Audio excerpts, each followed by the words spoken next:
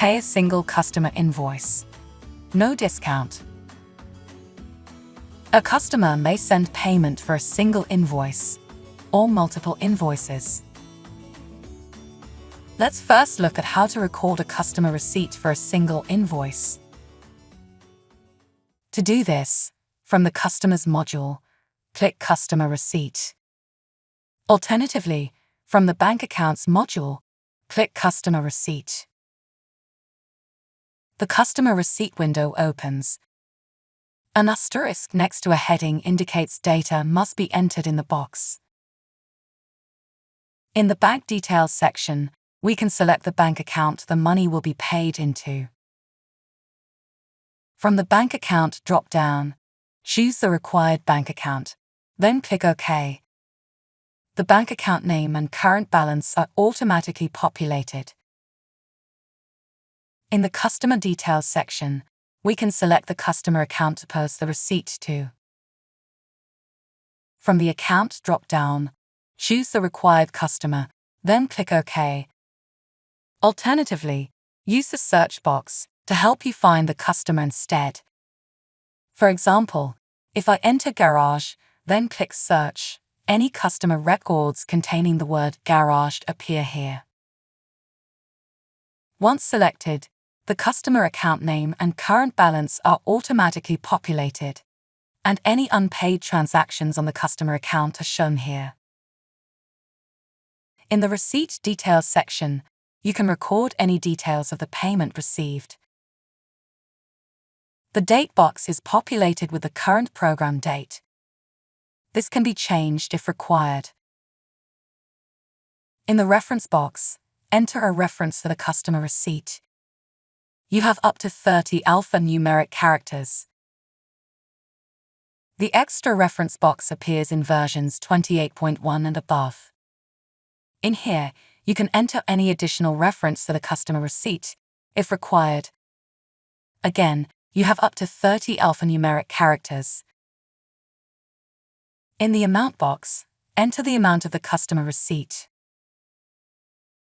In the bottom half of the window, there is a single invoice awaiting payment. The type of SI indicates the transaction is a sales invoice. By default, only the total amount of the invoice is displayed. To list individual item lines on the invoice, select this checkbox. To revert to the default view, select the checkbox again. Let's now record the receipt against this invoice. To do this, click the Receipt box and manually enter the receipt amount. Alternatively, from the toolbar, click Pay in Full or press the F3 function key on the keyboard. To assign the customer receipt to a department, click here. From the Department drop-down, choose the required department, then click OK. To close the window, click OK again. Note how the Analysis Total and Amount boxes match. As we've received full payment of the customer invoice, no discount should be applied.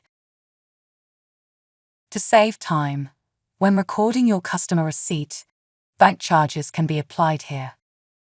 For more information, please visit the Sage Help Center.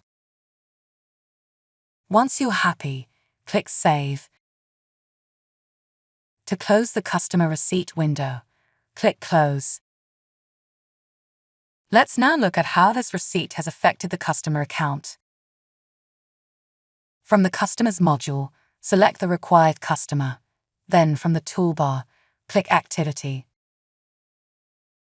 In the top half of the window, the customer receipt appears, including a unique number to identify the transaction on the audit trail,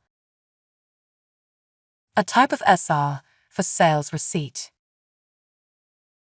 the date, ref, details, and amount of the receipt, an empty outstanding column. As a sales receipt value represents a credit value in bookkeeping, the credit column contains the same value as the amount column, and the debit column is empty.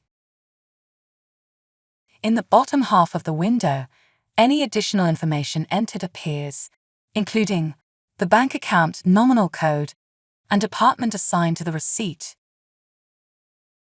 Any extra reference, if entered. The tax code assigned to the receipt. For standard VAT schemes, this will display as T9. For VAT cash accounting schemes, this will display as the same tax code applied to the original invoice. The invoice item lines paid by this receipt, including individual amounts and transaction numbers. The bottom half of the window can be hidden by clicking Hide Detail. To unhide this, click Show Detail.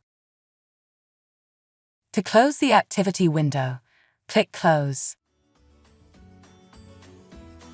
You've now learned how to record a customer receipt without discount.